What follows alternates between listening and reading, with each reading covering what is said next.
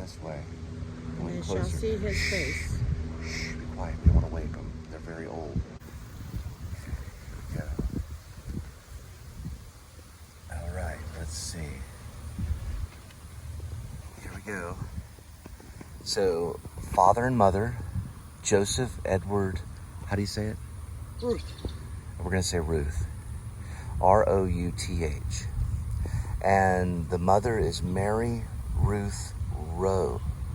This was December 5th of 1841. Some may pronounce Ralph, some may say Ruth. It's R-O-U-T-H. So it's July 3rd of 1890, and that's when Joseph died. So Mary Ruth Rowe died on April 8th of 1924. You said 1990, it's 1890. July 3rd of 1890. December 5th, 1841. July 3rd of 1890. Sorry about that. Mary Ruth Rowe was August 8th, 1854. So April 8th, 1924. Apart. Okay. But she died 34 years later. And this says right here, and they shall see his face. Sweetie, come over this way. Hurry. Oh, this is the youngest one that we've seen. They were only 2 years old. It's Dorothy Jane Watt, 1922 to 1924. Weep not further, and mother. No, wept not father, wept and not mother forms. Father for I and am mother waiting in glory for me, thee. for I can Glory for thee. glory and waiting. I am waiting in glory for thee. This was 1922 to 1924. It's hard to read, really, right here. Weep not father and mother for me, for I am. I think this word is waiting right here. Waiting and glory for thee. Oh, they use Old English. This is our darling. The child was 2 years old.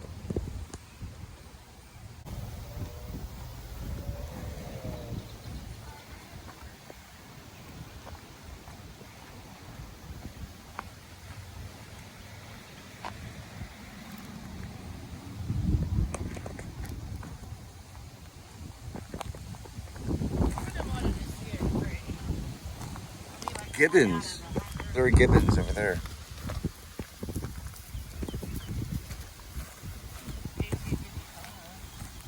It's very peaceful here, isn't it, Linda? Oh, wow. Can we go over here? Or maybe another time? Directors, guys, in filmmaking, follow the actor. They're more important than unanimated objects.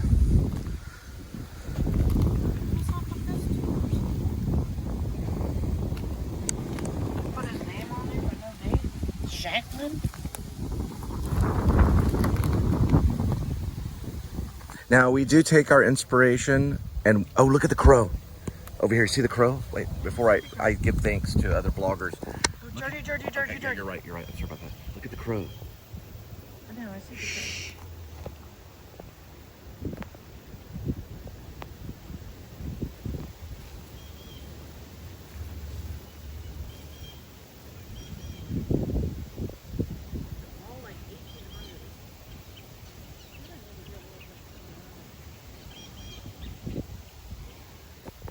Okay, like I was saying, we give homage and thanks to Grim Life Collective and other vloggers like Adam the Woo and people that have come before us and have done this kind of stuff. We're still new, so, and very plain clothing. Oh, another crow. Down this way.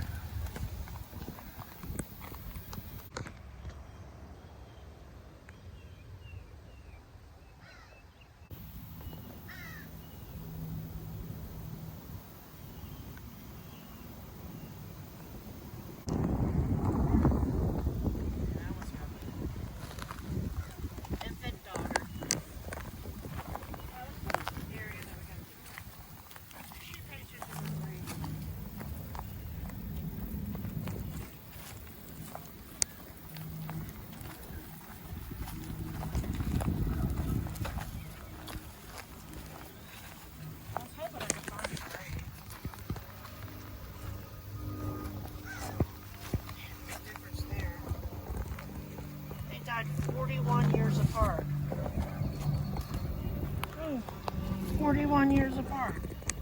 So it's Mother, is it Murdy Bell? From January 26, 1876. 1922. May 24th, 1922. So they're 46. Estes, so it's Father James M. Estes, March 27th, 1874.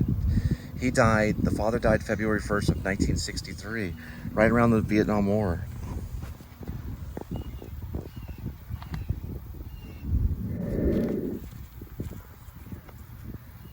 Estes.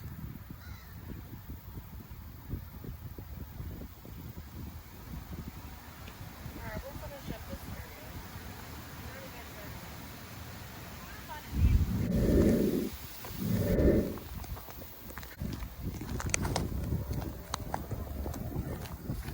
1860, sweetie. I know, but we already got an 1824.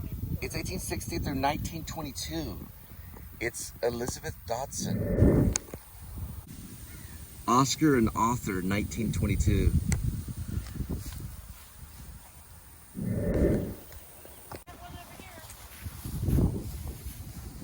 Looks like Linda found something.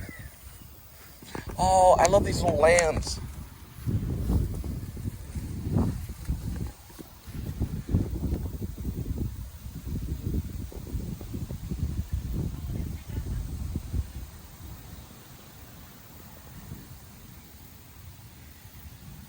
This one, that's a baby, January 27th, 1924, and died on April 4th of 1924. It's very hard to read what it says right here. It's probably a message from the Bible. Yeah. Oh, we got this one over here. Look at this one. Is it the one that says mother? Oh, no. Remember, this is our third character. Oh, she died 5 days. Mary Ann. She died 5 days after her birthday. Mary Ann Cook. 5 days after her birthday. October 23rd, 1852. October 28th of 1923.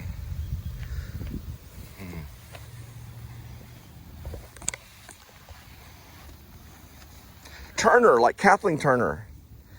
She died in 1944, Augusta Turner. Linus R. and Mary I. Mary died in 1956 and Linus in 1979.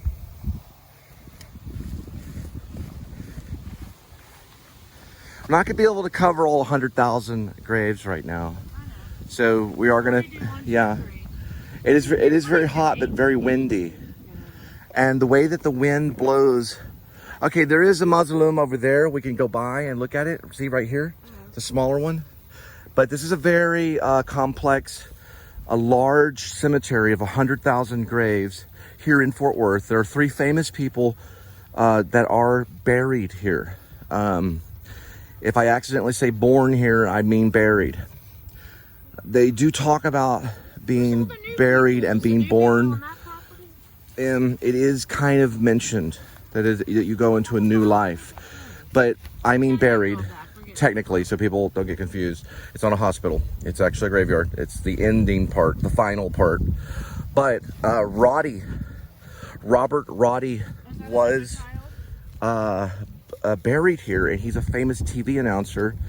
And there's a guy named Pete Donahue who's famous. There's about 3 famous people here. They're not like Hollywood Forever. It's not that famous, which there could be a chance, I'm not making any promises, that Linda and I could make it that far and see all the great heroes of the cemetery, like Anton Yelkin and Joey Ramone. If it's Joey Ramone, I'd have to go and do research on it. And all the famous people like Chris Cornell and all the beautiful people buried, Marilyn Monroe, and she's buried a different section of that. And right next to Hefner, is it Hefner? Hugh Hefner from Playboy. We haven't planned that at all. So, but we have seen it, and it's a very hypnotic, beautiful cemetery in Hollywood. This is actually in Greenwood, Fort Worth, with over 100,000 graves. Fred Demas Martel. And we're just kind of walking through. This is husband and wife, Ross, James Ross, and Ada Ross. This is older, sweetie, so let's stop for a minute. James was born November 18th, 1858. This is January 15th, 1917 was his resting place. Ida Ann Ross is August 28th, 1867. She passed away March 30th of 1919. Ross, they moved on in the 1919s. This is World War I when they moved on. They were born just like during the, hey, sweetie, come here. This is like during the Civil War. Okay, yeah, 1858, they were born. Like, this is before the Civil War. Okay. Yes, before the Civil War. She was buried 2 years after the Civil War. She was younger. They were married. No, you said it wrong. Okay, look, 1867 is 2 years after the Civil War. Born. She was born. 9 years later. She was died born. 2 years after World War I. They both died in World War I. Okay, look, 1867. Okay, that's 2 years after the Civil War. Sorry. I'm sorry. 1858. Linda gets nervous. 1858 was like about 7 years before the Civil War. So this person, James A. Ross, experienced some of the Civil War and some of World War I. Okay? Ida Ross was born 2 years after the Civil War had ended. And she did experience World War I. She got to see it. Like from America, probably. We don't know. We have to look them up. They're Rosses. They're husband and wife. There's the names on them, okay? So this is very interesting. James A. Ross. I just think that's cool. Now, Mary Ann Orton, she was born before the Civil War. She nearly got to experience the Alamo, which happened in 1836.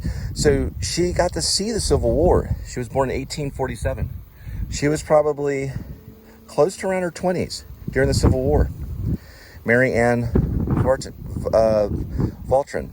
Now, she died right around World War I time in 1915. It's pretty interesting. These are some very old graves. We're trying to make it to this mausoleum over here.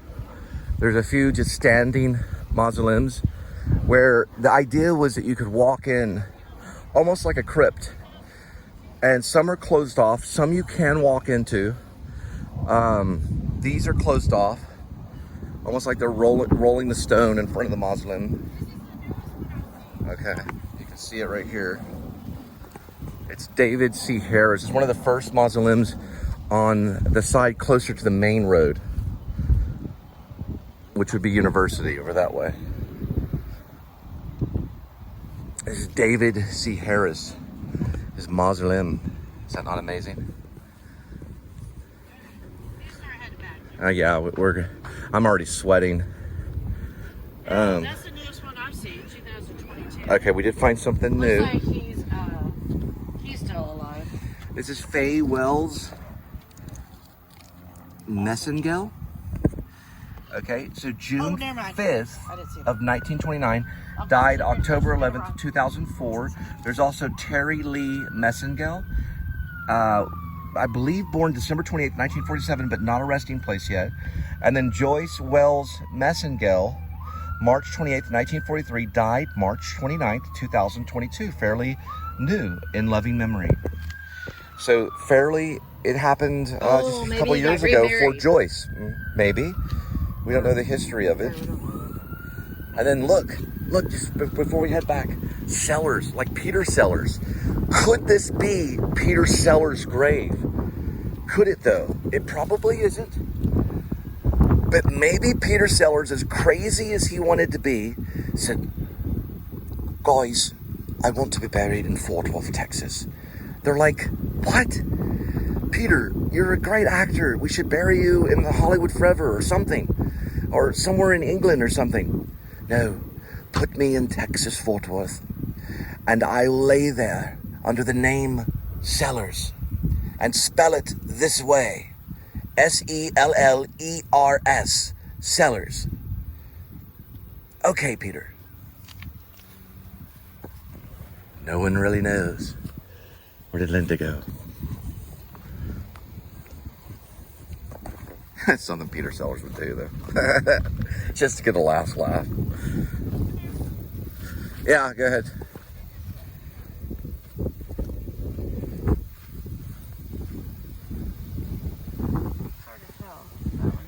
Okay, very good. Lomax? Yep. You know him? I don't know what kind of. So anyway, so Forrest is October 13th, 1860 to July 1st, 1935. Nellie is September 18th, 1900 to October 13th, 1918. Lodi is July 28th, 1902 to October 19th, 1918. So that person died 6 days later in 1918. Typhoon fever. Forrest is one name, Nell and Lottie. They're all Lomaxes. Lucille Ball, remember she got sick in 1918. Lucille Ball did. Not meningitis, but it's something else. Yeah.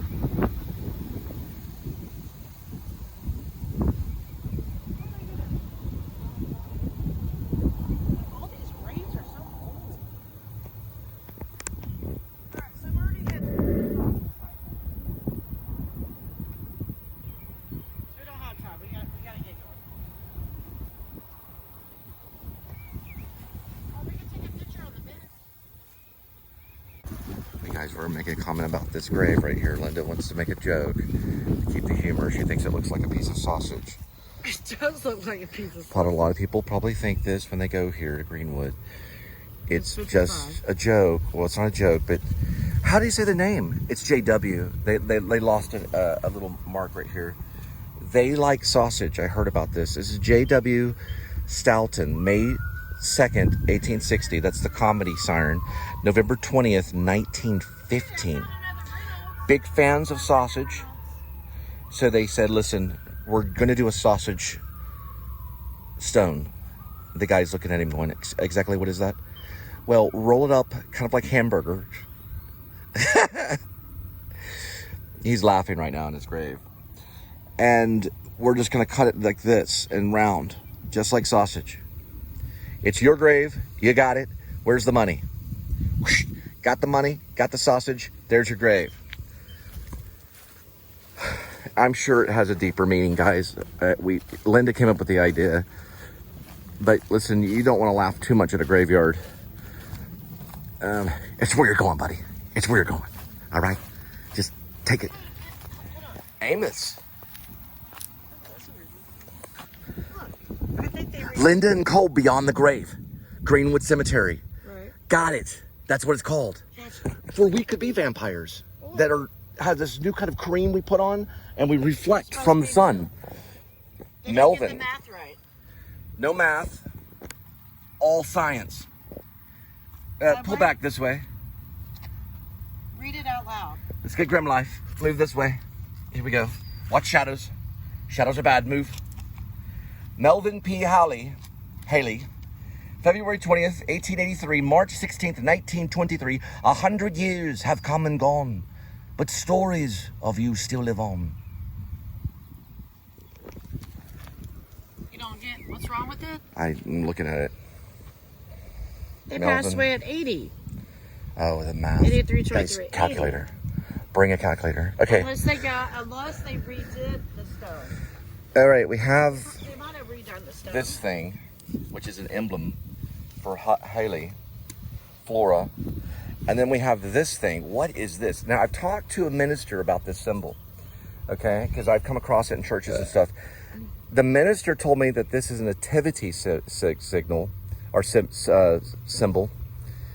And I don't know if he was right or wrong. So, but that's what I've heard. And this is Mason. But it's father and mother, William M. and Annie M. William was born September 30th, 1869. July 21st of 1929 is the resting place.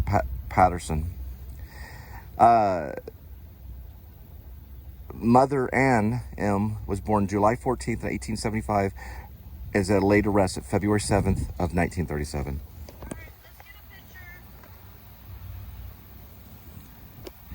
So if you guys want to make a comment on the star, upside down star, please do. Because I'm doing research from people and I'll look and see if I come across a star again. I've heard it's a nativity sign, so I don't know where it comes from. I don't know. Mausoleum. We're getting a picture in front of the cross, the Celtic? Yeah. Good idea. It's Beggs. And look at this. This is creative too. Look at this. It's like a plot to show where the body lays. I shall be satisfied when I wake with thy likeness. 1849. 1924.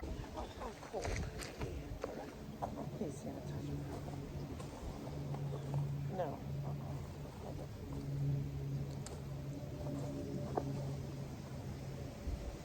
Bags. Celtic cross. Ooh.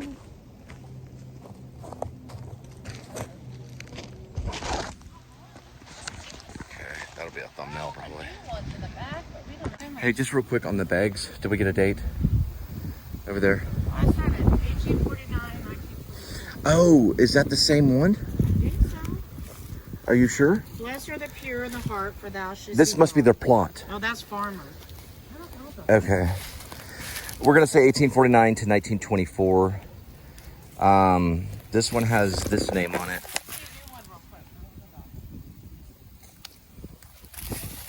Edward Disney Farmer is a different name than Beggs.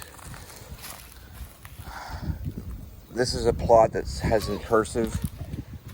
And right here, I'm seeing if there's some... Hey, you know what? Maybe Beggs was a vampire. There's no date or the birth or the falling. A fallen vampire. Beggs. Hey, where is the date? Can we get some research? Somebody Google. Beggs is just B-E-G-G-S. All right, we're gonna say fallen vampire. They probably are. There are some vampires that are probably buried among the living. Mary Wendell Pope, wife of J. Pope. October 26, 1892, December 30th of 1922. I saw the very end of World War I. Okay, sweetie, are you ready? You ready to call it for right now? Yeah. It says they're 40, but Okay. they would have been 30. They could have typed it wrong. All right. Does have the right birth month.